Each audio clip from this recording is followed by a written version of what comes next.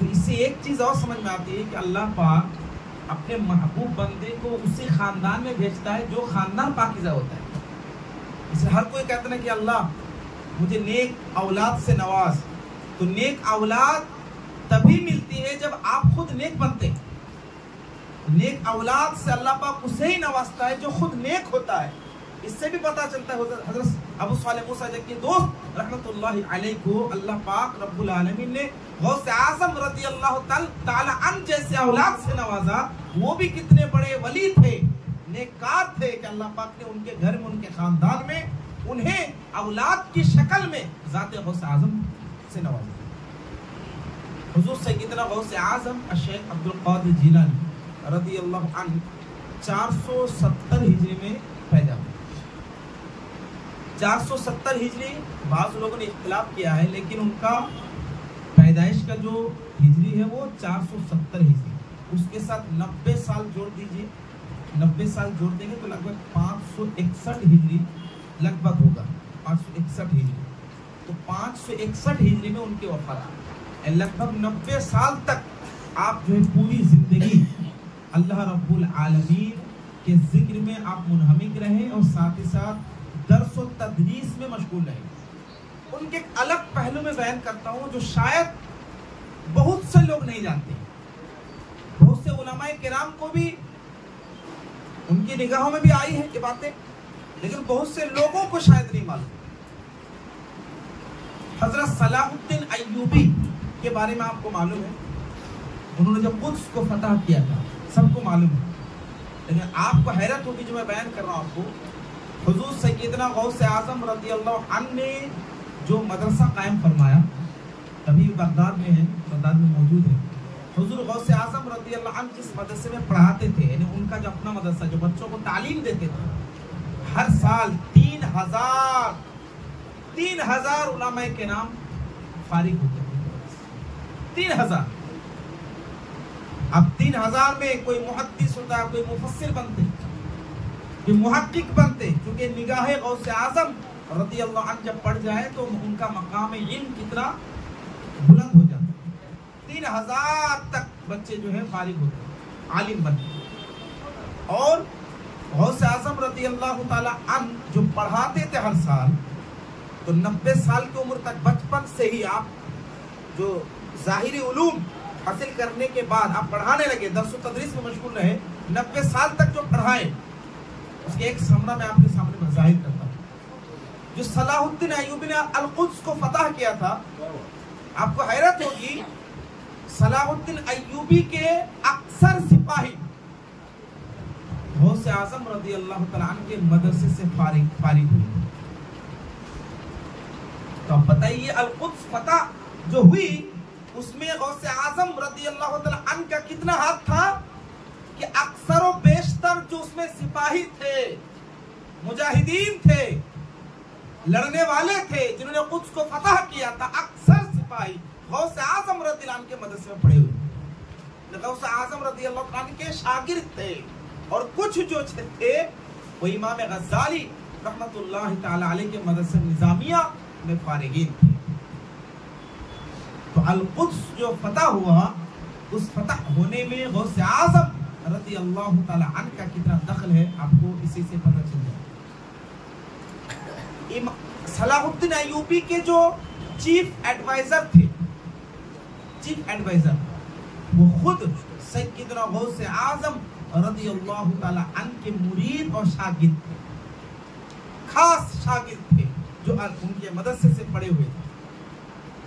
حضور سیدنا غوث اعظم رضی اللہ تعالی عنہ کی خدمات کا اندازہ اس سے لگائیے کہ آج پوری دنیا میں جو بڑے بڑے اولیاء کرام جو بہت سی جگہوں میں اپنی ولایت, اپنی کرامت, اپنی خدمات کے ذریعہ پوری دنیا کے اندر جو امت مسلمہ کو صحیح راستہ دکھائے ہیں, یہ سب کے سب ولایت غوث اعظم رضی اللہ عنہ کی برکت ہے, پوری دنیا کی برکت. اور ایک بات اور, حضور سیدنا غوث اعظم رضی اللہ عنہ کو غوث اعظم کہا جاتا ہے. یہ غوث کا معنی کیا ہے؟ ان کو غوث اعظم کیوں کہا جاتا ہے؟ غوث کا معنی ہوتا ہے مدد کرنے والا. غاث یغیث اس کا معنی ہوتا ہے مدد کرنا. غوثن کا معنی ہوتا ہے مدد کرنے والا. اب حقیقی طور پر مدد کون کرتا ہے؟ اللہ پاک. تو حقیقی مدد کرنے والا اللہ ہے. اس لیے بہت سے لوگ غوث اعظم نام سے شرک وغیرہ کا فتویٰ دیتے ہیں. غوث اعظم کو غوث اعظم کیوں کہا جاتا ہے سنیے. غوث اعظم کا معنی ہوا سب سے بڑے مددگار، سب سے زیادہ مدد کرنے والی ذات. پوری دنیا میں جو بھی ولی بنتے ہیں، ولایت جو ایک وہبی چیز ہے، عطائی چیز ہے، اللہ جسے عطا فرماتا ہے وہی ولی بنتے ہیں. ایک روایات میں آیا ہے غوث اعظم رضی اللہ تعالی عنہ کی نگاہ کرامت، نگاہ مبارک، اور غوث اعظم رضی اللہ تعالی عنہ کے توسل سے ہی کسی بھی شخص کو ولایت عطا کیا جاتا ہے. حضور سیدنا غوث اعظم رضی اللہ تعالی عنہ، ان کو غوث اعظم اس لیے کہا جاتا ہے، سب سے بڑے مدد کرنے والے اس لیے کہا جاتا ہے کہ آج تک اور آنے والی زندگی میں کوئی بھی ولی ہو، کوئی بھی ولی بنے، کوئی بھی پیر بنے، کوئی بھی مدد کرے، اللہ کی عطا سے تمام لوگوں کی ولایت غوث اعظم رضی اللہ تعالی عنہ کی ولایت کے توسل سے ولایت ملتی ہے اور رہے گی. تو گویا کہ جتنے بھی مدد کرنے والے دنیا میں آئیں گے اللہ کی عطا سے. اللہ ہی مدد کرتا ہے، لیکن مدد کرنے کا، یہ جو مدد کرنے کی جو قدرت ہے، جو مدد کرنا جو فعل ہے، اس فعل کو کرنے کا حکم بھی اللہ پاک اپنے بندوں کو عطا کرتا ہے. یہ مدد کی طاقت، کسی دوسرے کو مدد کرنا، اس فعل کی طاقت بھی اللہ بندوں کو عطا کرتا ہے. تو جتنے لوگ آئندہ مدد کریں گے، تمام لوگوں میں زیادہ مدد کرنے والے غوث اعظم، اس لیے ان کو غوث اعظم کہا جاتا ہے، یعنی سب سے زیادہ مدد کرنے والی ذات.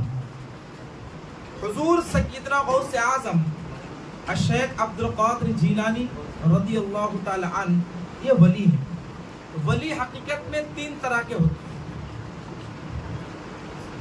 ایک ہوتا ہے عطائی ولی،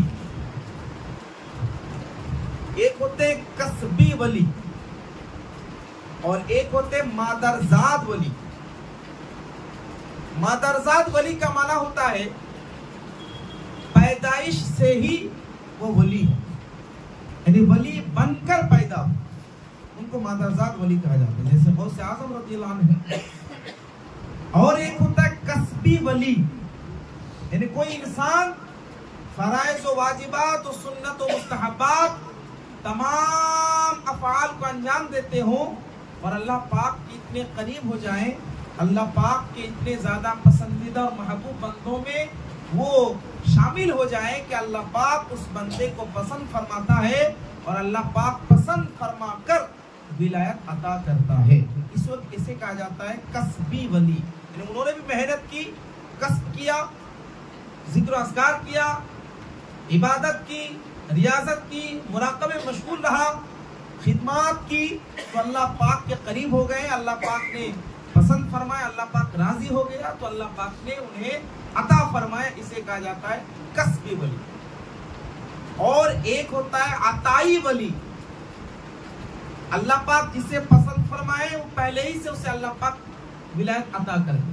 انہوں نے کسب نہیں کیا تھا لیکن اللہ پاک نے قبول فرما لیا. جیسے حضور سیدنا غوث اعظم رضی اللہ عنہ جب بغداد میں آ رہے تھے، یہ تو واقعہ آپ نے سنا ہوگا، بغداد شہر میں ڈاکو نے جو ڈکیتی کے لیے ان کو روکا تھا، واقعہ تو آپ نے سنا ہی ہے، تو میں واقعہ نہیں بن کر رہا، بس دو تین باتیں اسی واقعہ سے اخذ کر کے پیش کرتا ہوں.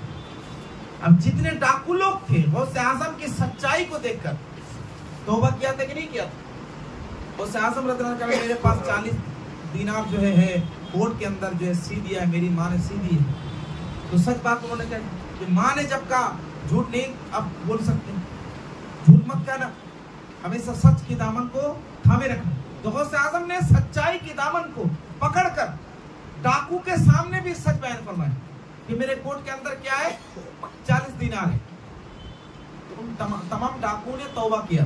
آپ کو تو معلوم ہے توبہ کیا، تمام ڈاکوؤں کو جو پہلے ڈاکو تھے نگاہ ولی میں وہ تاثیر دیکھی، نگاہ ولی میں وہ تاثیر دیکھی، ہزاروں بدلتی ہوئی تقدیریں دیکھی، تقدیریں اللہ پاک نے بدل دی غوث اعظم کی نگاہ کرم سے۔ وہ کیا ہے؟ وہ تمام ڈاکو جو ڈاکو تھے اللہ پاک نے انہیں ابدال بنا دیا۔ صرف ولی نہیں، ابدال، ولی کے بھی بہت سے کیٹیگری ہیں، اوتاد ہیں، اقطاب ہیں، ابدال ہیں، اوتاد ہیں، یہ کیٹیگری ہے۔ پوری دنیا میں کچھ اقطاب ہیں، کچھ ابدال ہیں، کچھ اوتاد ہیں، کچھ خاص اولیاء ہیں، یہ سب کیٹیگری ہے، اقطاب، ابدال، اوتاد، ولی۔ تو ان میں سے ابدال بہت اونچے مقام کے، اونچے کیٹیگری کے، ولی کے اونچے کیٹیگری میں آتے ہیں ابدال۔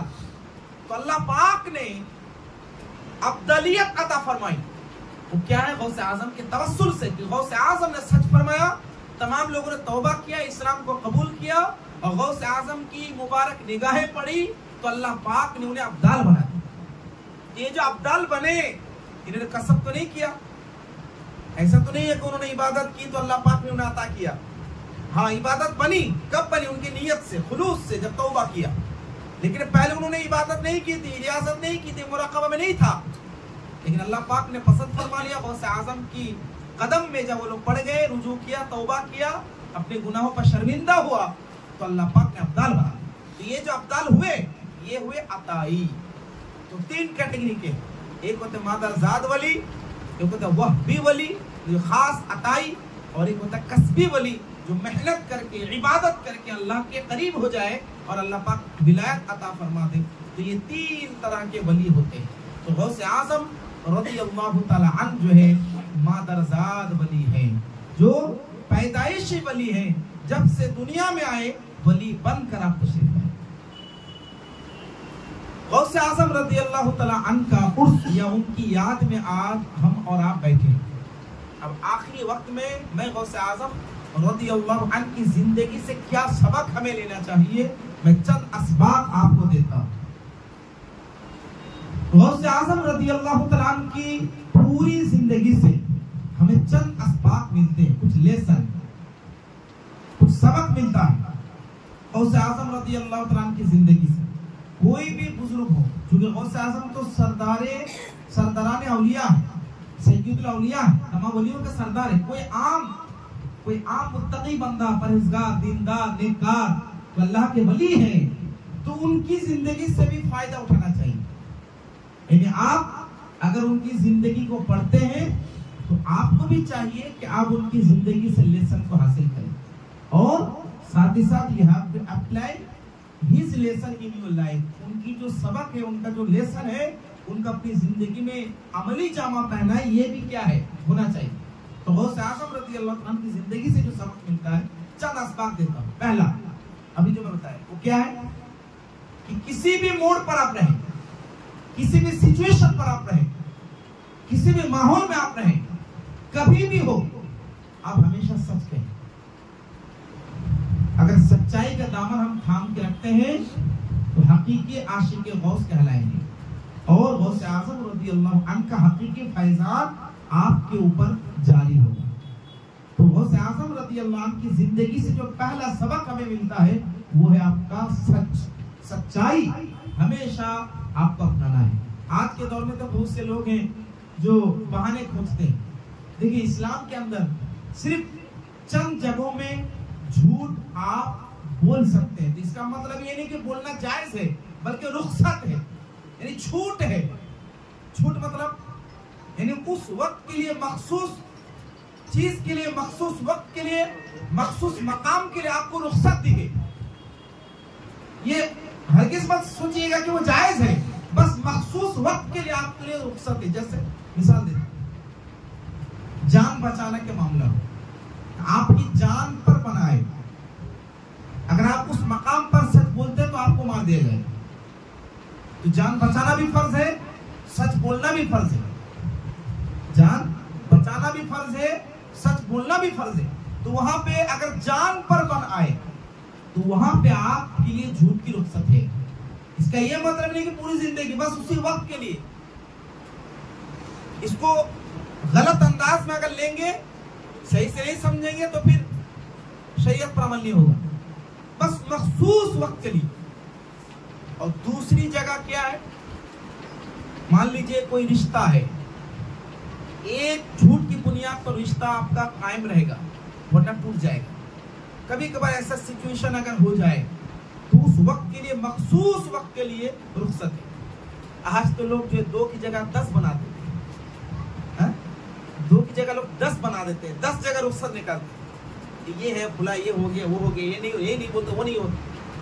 اور جان بچانے کا یہ مطلب نہیں ہے کہ آپ کو صرف ڈرا رہا ہے, خوف دکھا رہا ہے, اور آپ کو یقین ہے کہ وہ نہیں مارے گا, اور آپ سوچ رہے چلو موقع تو مل گیا, ڈسکاؤنٹ تو مل گیا مجھے, وہ پھر حرام ہے. بات سمجھ رہے ہیں نا؟ تو اس کو سمجھنا ہوگا, ورنہ بہت سے لوگ تجارت میں, بزنس میں بھی جو ہے موقع نکال لیتے ہیں کہ حضور اگر سچ بولیں گے نا تو نفع ہی نہیں ملے گا. سمجھ رہے ہیں نا؟ تو میں کئی دفعہ اسلامک اکنامکس کے بارے میں بیان بھی کیا تھا, شاید آپ کو معلوم ہے کہ تجارت کا یہ مطلب نہیں ہے کہ آپ جھوٹ بولیں. جس تجارت میں جھوٹ شامل ہوگی اس میں برکت ختم ہوگی. اس کو یاد کیجیے گا, جس تجارت میں, جس بزنس میں ادنا سا جھوٹ اگر شامل ہو گیا تو مان لیجیے اس تجارت کی برکت میں ایک طرح کی کھوکھلا پن تیار ہو گئی, یعنی دھیرے دھیرے برکت ختم ہو گئی. تجارت کے طریقے, اصول ہم تھیوریکلی پڑھے ہیں اور آپ حضرات پریکٹیکل کر رہے ہیں, لہذا آپ ہم سے زیادہ آپ لوگ جانتے ہیں. اب میں تھیوریکلی 2-3 باتیں بتاتا ہوں. تجارت میں بھی سچ کے دامن کو پکڑ کے رکھیں گے نا تو یقینی طور پر تو ہمارا آپ کا ایمان ہونا چاہیے کہ اللہ پاک برکت نازل فرمائے گا, اور ظاہری طور پر بھی دکھے گا. بہت سے طریقے ہیں. بہت سے لوگ کہتے ہیں کہ فلاں چیز کتنی قیمت ہے, تو بہت سے لوگ کیا کہتے ہیں, وہ کسٹمر کو پورا سمجھا دیتا ہے کہ اتنا میں بنا ہے, اتنا میں کپڑا خریدا ہوں, اتنا میں سیا ہوں, اتنا پیسہ لگا. جھوٹ کے ہی مطلب, اتنا روپیہ بنا, کپڑے کی قیمت ہے, اتنا میں سلا, اتنا میں تیار ہوا. وہ اتنی پوری کہانی بولنے کی کیا ضرورت ہے, اتنا میں ہم دے سکتے, اس سے کم میں ہم نہیں دے سکتے. 1-2 کسٹمر جائے گا نا, لیکن جو آئے گا وہ اللہ پاک رب العالمین کے فضل و احسان سے آپ کی برکت لے کے آئے گا. اس لیے سچائی یہ ہمیشہ اختیار کرنا چاہیے. We have to true, ہمیشہ سچائی. یہ ہے غوث اعظم کا سبق. You have to tell a true, ہمیشہ ٹروتھنس آپ کے اندر ہونی چاہیے, آپ کی ذات میں ہونی چاہیے. یہ سچائی اگر کسی نے پکڑ لیا تو زندگی میں کبھی بھی ناکام نہیں ہوگا. ظاہری طور پر لگے گا کہ میں ناکام ہو رہا ہوں, لیکن نہیں, آپ کامیاب ہوں, ہمیشہ کامیاب ہوں. چند لمحوں کے لیے مخصوص جگہوں میں کچھ وقت کے لیے آپ کو لگے کہ میں ناکام رہ گیا, لیکن وہ چھوٹی سی ناکامی آپ کی بڑی کامیابی آپ کے لیے تیار کھڑی. اس کو ہمیشہ یاد کرنا چاہیے. یہ پہلا سبق جو غوث اعظم رضی اللہ تعالیٰ عنہ کی ذات طیبہ سے ہمیں ملتا ہے. غوث اعظم رضی اللہ تعالیٰ عنہ کی ذات سے دوسرا سبق ہمیں ملتا ہے. اور دوسرا سبق کیا ہے؟ دوسرا سبق یہ ہے, you have to respect your parents. آپ اپنے والدین کرام کی ہمیشہ عزت کریں. اب میں فیکٹ بتاتا ہوں, لگ بھگ 99.99% گھر میں یہ پرابلم ہے. چاہے آپ زبانی طور پر اقرار کریں, ایکسپٹ کریں, چاہے نہ کریں, دل کہے گا کہ ہاں حضور سچ ہی بول رہے ہیں. سنیو کیا ہے. جیسے ہی شادی ہوئی تو پرابلم یہ نظر آنے لگتا ہے. تو اس وقت پھر اولاد کے پاس بہانے ہوتے ہیں. بہانے کیا ہے کہ میری بیوی کو نہیں دیکھ پاتی میری, یا میرے والد گرامی جو ہے کبھی کبھی ایسی باتیں بیان کر دیتے ہیں کہ جو ہے وہ بالکل آؤٹ آف سبجیکٹ ہوتا ہے, اس موقع کے لیے نہیں ہوتا ہے. اس بنیاد پر جو ہے میری بیوی کے ساتھ جو بنتی نہیں کسی. تو حضور آپ کیا کریں؟ میں تو والدین کرام کی ہمیشہ عزت کرتا ہوں, رسپیکٹ کرتا ہوں, لیکن کبھی کبھار ایسا ہو جاتا ہے کہ انہی لوگوں کی غلطی ہوتی ہے, تو میں کیا کروں؟ یہ لیکن ہر گھر کا پرابلم ہے. اب اللہ نے کسی گھر کو اگر پورے طور پر محفوظ رکھا تو ماشاءاللہ, لیکن ہر گھر کا یہ پرابلم ہے. اس پرابلم کے سلوشن سے پہلے میں ایک بات بتاتا ہوں آپ کو. ایک حدیث آپ لوگوں نے بچپن سے سماعت کیا ہوگا, مسند امام احمد بن حنبل کی حدیث ہے. الجنت تحت اقدام الامہات، اس کا معنی ہوتا ہے ماں کی قدموں کے نیچے جنت ہے۔ کیا ہے؟ ماں کی قدموں کے نیچے جنت ہے۔ حدیث کو اب تک آپ حضرات نے سماعت کیا ہے، لیکن میں آج ایک الگ انداز میں تشریح پیش کرتا ہوں، توضیح پیش کرتا ہوں، شاید یہ وضاحت آپ نے نہیں سنا ہوگا۔ وہ کیا ہے؟ یہ جو پرابلم یا یہ جو پریشانی لوگ بیان کرتے، حضور الحمدللہ we always respect our parents، ہمیشہ عزت کرتے ہیں، لیکن کبھی کبھار ایسا ہوتا ہے کہ انہی لوگوں کی غلطی ہوتی ہے، تو اس وقت میں کیا کروں؟ اس وقت جو ایک آدھ باتیں بولنا پڑتا ہے، مجبوراً ہم بول دیتے ہیں۔ اس وقت ایسا بھی ہوتا ہے کہ ہماری غلطی نہیں ہوتی، ہم غلط نہیں کرتے، لیکن والدین کرام کو بولنا پڑتا ہے، پھر جو ہے ہم سے وہ ناخوش ہوتے ہیں۔ تو میں اس کا ایک جواب آپ کے سامنے پیش کرتا ہوں۔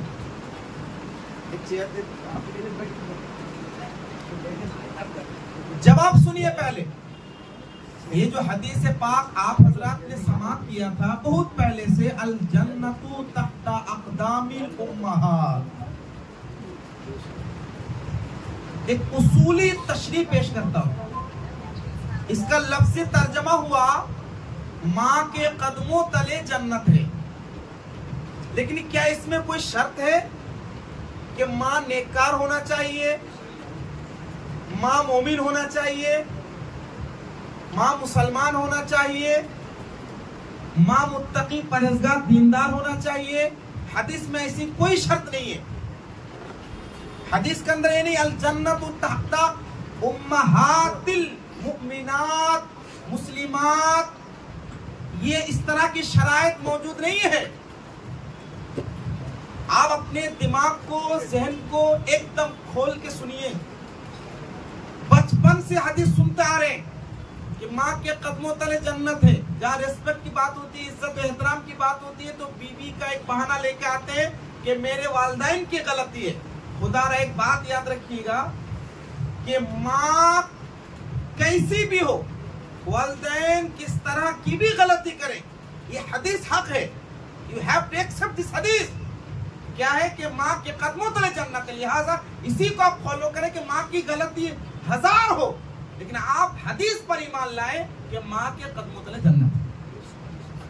یہ حدیث پر اگر حقیقی طور پر ایمان لائیں گے نا، تو یہ پریشانی، یہ پرابلم جو آپ کہہ رہے ہیں، یہ تمام کے تمام ختم ہو جائے گی۔ یہ نہیں کہہ رہا ہوں کہ آپ اپنی بیوی کو ہمیشہ ڈانٹے جھڑکے، جو ان کے ساتھ ہمیشہ جو لڑائی کریں، یا اپنی بیوی کو ہی ہمیشہ آپ ڈانٹتے رہیں، کچھ بھی ہو، خاموش رہ کر اس حدیث پر ایمان رکھیں، انشاءاللہ الرحمن اللہ کی رحمتیں اور برکتیں نازل ہوں۔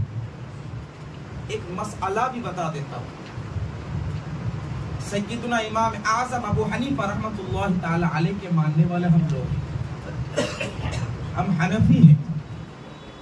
ایک مسئلہ ہے کہ اگر کوئی ماں کافرہ ہے، کسی کی ماں بھی اگر کافرہ ہے، مطلب ایمان نہیں لائی ہے، کافرہ ہے، اگر کافرہ ماں مندر میں گئی، کافرہ ماں مندر میں گئی، مندر میں ہے، لیکن گھر واپسی کے وقت میں آپ دکھ گئے، تو آپ کے اوپر لازم اور ضروری اور واجب ہے کہ آپ اپنی ماں کی مدد کریں اور گھر تک لے کے آئیں۔ کیوں؟ اگرچہ وہ کافرہ ہے، لیکن ایز اے مدر آپ کے اوپر ان کا حق ہے۔ تو میں حدیث کے تشریح میں اصولی تشریح زیادہ نہیں کر رہا ہوں، چونکہ آپ لوگوں کے سمجھ کے باہر ہے، کیونکہ آپ حضرات جنرل نالج رکھتے ہیں، آپ لوگ اسکول کالجز میں پڑھے ہیں، لیکن حدیث کی جو انتہائی گہری باتیں ہیں اس سے آپ حضرات علماء کرام تو سمجھتے ہیں بخوبی، آپ حضرات اس سے واقف نہیں ہو پائیں، اسے زیادہ گہرائی میں نہیں جانا چاہتا ہوں۔ بس اتنی بات میں آپ کے سامنے پیش کرتا ہوں کہ اتنی بات یاد رکھیں کہ ماں کیسی بھی غلطی کرے، ان کے قدموں کے نیچے جنت ہے، حق۔ تو میں غوث اعظم رضی اللہ عنہ کی ذات طیبہ سے میں سبق پیش کر رہا تھا۔ یہ دوسرا سبق ہے، وہ کیا ہے؟ والدین کا احترام، ان کی عزت و تکریم، ان کا احترام کرنا، ان کی اطاعت کرنا، یہ ضروری ہے. لہٰذا اگر حقیقی طور پر ہم غوث اعظم رضی اللہ عنہ کو ماننے والے ہیں تو اپنے والدین کرام کا احترام ضرور کریں. تیسرا سبق غوث اعظم رضی اللہ تعالیٰ عنہ کی ذات سے جو ہمیں تیسرا سبق ملتا ہے وہ تیسرا سبق یہ ہے کہ اپنی پوری زندگی میں ایک بات کو ہمیشہ یاد رکھو کہ تمہارا علم کا مقام اتنا اونچا ہونا چاہیے، یعنی تمہارا قلبی، تمہارا دل، تمہارے دل کی روشنائی حقیقی طور پر علم کے اندر پوشیدہ ہے. اس لیے اپنے علم کے حصول کے لیے اگر اپنے وطن کو بھی ترک کرنا پڑے تو وطن کو بھی ترک کرو، لیکن تم حصول علم کے لیے باہر جاؤ. غوث اعظم رضی اللہ عنہ اس زمانے میں شہر بغداد کے لیے آپ اپنے جیلان شہر سے تشریف لائے تھے صرف حصول علم کے لیے. تو حصول علم کے لیے سفر کرنا یہ سنت غوث اعظم ہے. لہٰذا یہ بھی سبق ملتا ہے کہ علم حاصل کرنے کے لیے ہمیں بچوں کو بھی باہر بھیجنا چاہیے اور نصیحت بھی حاصل کرنی چاہیے کہ علم حاصل کرنا ضروری ہے، بغیر علم کے روشنائی کبھی نہیں آ سکتی. آخری اور چوتھا سبق میں پیش کرتا ہوں کیونکہ رات کافی ہو چکی ہے. چوتھا سبق غوث اعظم رضی اللہ تعالی عنہ کی ذات سے جو ہمیں ملتا ہے، چوتھا سبق وہ کیا ہے؟ چوتھا سبق یہ ہے کہ حصول علم کے ساتھ ساتھ تعلیم، یعنی اس علم کو پڑھانا، پھیلانا، دوسروں تک پہنچانا، یہ بھی سنت غوث اعظم. یہ بھی غوث اعظم رضی اللہ عنہ کی ذات طیبہ سے ہمیں سبق ملتا ہے. انہوں نے 90 سال تک، کتنے سال تک؟ 90 سال تک، 470 ہجری سے لے کر 561 ہجری تک باحیات رہے ظاہری دنیا میں، لیکن آپ پوری زندگی میں درس و تدریس میں مشغول رہے. میں بیان کے شروع والے حصے میں ہی بیان کیا تھا کہ غوث اعظم رضی اللہ تعالیٰ عنہ کے مدرسے سے 3000 تک علماء کرام فارغ ہوتے تھے غوث اعظم رضی اللہ تعالیٰ عنہ کی ذات سے. لہٰذا چوتھا سبق آپ لے لیں. وہ چوتھا سبق کیا ہے کہ تعلیم حاصل کرے اور دوسروں کو بھی پڑھائیں، سکھائیں، اس علم کو پھیلائیں. اور آخری بات میں بیان کرتا ہوں وہ یہ ہے کہ ہم اور آپ جو اپنے آپ کو قادری کہتے ہیں، ہم اور آپ جو اپنے آپ کو مرید کہتے ہیں غوث اعظم رضی اللہ عنہ کے، وہ حقیقی مرید کون ہے؟ مرید کا معنی کیا ہے؟ آئیے غوث اعظم رضی اللہ تعالیٰ عنہ کی بارگاہ سے جانتے ہیں. حضور سیدنا غوث اعظم رضی اللہ عنہ کی بارگاہ میں کس نے سوال کیا؟ حضور ما معنی المرید؟ مرید کا معنی کیا ہے؟ عربی میں اگر دیکھیں گے تو ارادہ یرید ارادتن، عربی میں یہ ارادہ یرید ارادتن کا معنی ہوتا ہے ارادہ کرنا. کیا معنی ہوتا ہے؟ ارادہ کرنا. تو مرید کا معنی ہوا ارادہ کرنے والا. مرید کا معنی ہوا ارادہ کرنے والا. حضور سیدنا غوث اعظم رضی اللہ عنہ سے جب ان کے شاگردوں نے، مریدوں نے سوال کیا حضور ما معنی المرید؟ مرید کیا ہے؟ کون ہے؟ کیا معنی ہے مرید کا؟ حضور سیدنا غوث اعظم رضی اللہ تعالی عنہ نے فرمایا المرید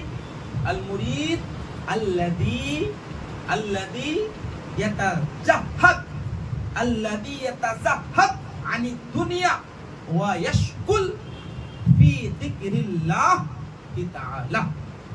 حقیقی طور پر مرید اسے کہا جاتا ہے جو تمام کائنات میں تمام چیزوں کو چھوڑ کر اللہ کے ارادے میں مشغول ہو جائے، وہ مرید. یعنی تمام فکر کو ترک کر کے صرف اللہ رب العالمین کے ارادہ کر لے، اللہ کے ارادے میں مشغول ہو جائے، وہ حقیقی مرید. اب بہت سے ڈھونگی پیروں کے مرید بھی نظر آتے ہیں، بہت سے ڈھونگی مرید بھی نظر آتے ہیں. آتے ہی نہیں. باتیں بہت کڑوی لگ سکتی ہیں کیونکہ یہ مجمع جلسہ نہیں ہے کہ میں لمبی اور طویل گفتگو کروں. ایک بات میں بیان کرتا ہوں، بہت سے ڈھونگی، بہت سے ایسے خانقاہ والے ایسے بھی ہیں جو اپنے آپ کو پیر کہتے ہیں اور مرید بھی اس طرح بناتے ہیں جو مرید کے میم سے بھی واقف نہیں ہے. بات سمجھ رہے نا؟ وہ مرید کیا ہوتے ہیں کہ تمام چیزوں میں مشغول ہو جاؤ، ذکر الہی سے غافل ہو جاؤ. نعوذ باللہ من ذلک. آپ نے دیکھا ہوگا نماز سے تو بالکل پرے، نماز کا وقت ہے، ان کا بیان ہے کہ اگر پیر و مرشد کی بارگاہ میں رہ جاؤ گے تو نماز کیا چیز ہے؟ نعوذ باللہ، یہیں پہ سب کچھ مل جائے. تو یاد رکھیے کہ یہ سب سے بڑی علامت ہے. اور انہی سے پوچھا گیا کہ حضور، ایک حدیث میں یہ سنن ابن ماجہ شریف کی اللہ کے رسول صلی اللہ علیہ وسلم نے ارشاد فرمایا الا اخبرکم بخیارکم، کیا تمہیں میں بتاؤں تم میں سب سے بہترین انسان کون ہے، یعنی اللہ کے ولی کون ہے؟ اللہ کے رسول صلی اللہ علیہ وسلم نے فرمایا خیارکم الذین اذا رؤوا ذکر اللہ، اللہ کے ولی وہ ہیں جنہیں دیکھ کر اللہ یاد آ جائے۔ جو اللہ کی باتیں نہیں بیان کرتا اسے دیکھ کر تھوڑی نہ اللہ یاد آئے گا، اسے دیکھ کر شیطان یاد آئے گا۔ جسے دیکھ کر اللہ یاد آئے وہ پیر ہیں، اور جو اللہ کے علاوہ سب کچھ بھول جائے وہ مرید ہے۔ یہ ہمیشہ یاد رکھنا چاہیے۔ لہٰذا غوث اعظم رضی اللہ عنہ کا حقیقی ماننے والا وہی ہوگا جو اللہ کی یاد میں ہمیشہ منہمک رہے اور تمام چیزوں کو چھوڑ کر اللہ کے ارادے میں مشغول ہو جائے، وہ حقیقی مرید ہے۔ اللہ پاک ہمیں اور آپ کو سب کو سیدنا غوث اعظم رضی اللہ تعالی عنہ کے حقیقی مرید اور حقیقی عاشق بننے کی توفیق عطا فرمائے، اور فیضان غوث اعظم رضی اللہ تعالی عنہ ہمارے اوپر جاری و ساری فرمائے۔ آمین۔